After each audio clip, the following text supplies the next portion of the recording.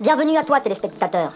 Tu es en train d'assister à la première intrusion de Pirata TV sur le réseau hertzien. Pirata TV ne diffuse que des programmes libres. Alors ouvre tes yeux et prends garde. La tête de mort, c'est le côté télépirate, quoi. C'est l'origine de Primi-TV qui a été créée pour faire des émissions pirates sur les ondes hertziennes. Et donc pour la libéralisation des ondes hertziennes. Et donc ça vient de là.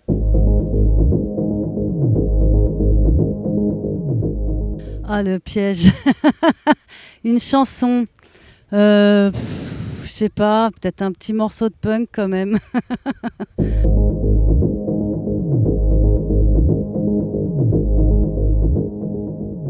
Du coup, on produit ce qu'on appelle, nous, des chroniques, qui sont des petits formats courts, d'actualité sociale et politique, on va dire. Je suis Issa Belgafawi, le papa de Souheil, tué ici même par la police le 4 août 2021. Je ne vais pas vous parler de la mort de Souheil aujourd'hui, si ce n'est pour implorer les témoins du meurtre de mon fils de dire précisément au juge ce qui s'est passé, pour que vérité soit faite. Ne craignez pas la police, présentez aux yeux de toute la France combien l'institution policière est gangrénée. En fait, aujourd'hui, je vais vous raconter l'histoire d'un petit garçon de Briand, un petit maghrébin, né à Saint-Denis dans le 93. Et après, on fait aussi des longs métrages. Et là, on vient de coproduire le dernier long métrage de Nicolas Burlot qui s'appelle Les fils qui se touchent. Et voilà. Et on a fait donc La bataille de la plaine, Marge de manœuvre. On a fait plusieurs. La fête est finie, comme j'ai dit. Il y a plusieurs longs métrages aussi. Dans un jardin au Chili aussi. Mémoire d'un jardin qui se passe au Chili, dans une lutte au Chili.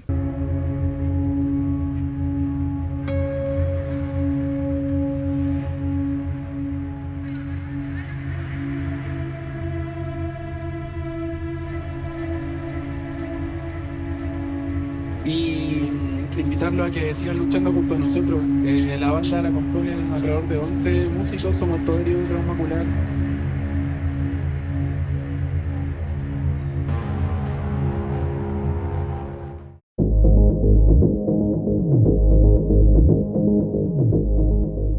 Il y a eu en 2018 la réhabilitation, comme ils disent, de la place de la Plaine, place Jean Jaurès en plein centre de Marseille, qui a été qu'on a beaucoup couvert et qui a donné naissance à La bataille de la Plaine, un deuxième long métrage produit par Primi-TV.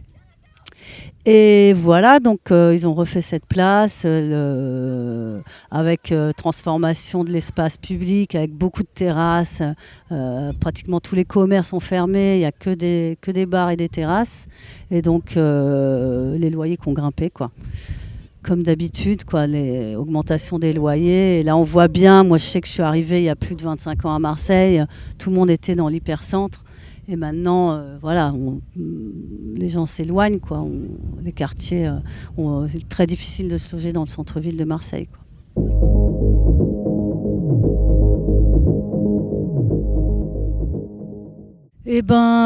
Déjà, on refuse les subventions qui demandent des contreparties. On ne veut pas avoir de compte à rendre et on ne veut pas influencer nos lignes éditoriales, entre guillemets, en fonction de projets qu'on écrirait pour avoir des subventions, parce qu'on n'a pas beaucoup de subventions, mais on vit quand même avec un tout petit peu de subventions. Et après, essayer de rester proche des luttes, proche des gens, essayer de passer du temps sur les sujets qu'on traite, ne pas arriver et pas... On n'arrive pas toujours, mais c'est vrai qu'on essaye de réfléchir à des formes un peu différentes que des formes, entre guillemets, télévisuelles de gauche, quoi. Et ce qui n'est pas évident, mais on y réfléchit.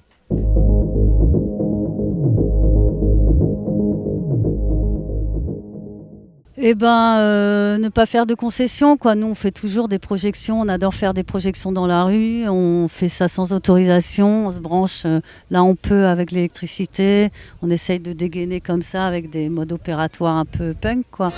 En bande organisée, le compte de nous canaliser, dans la zone la plus refusée, c'est par les banalisés.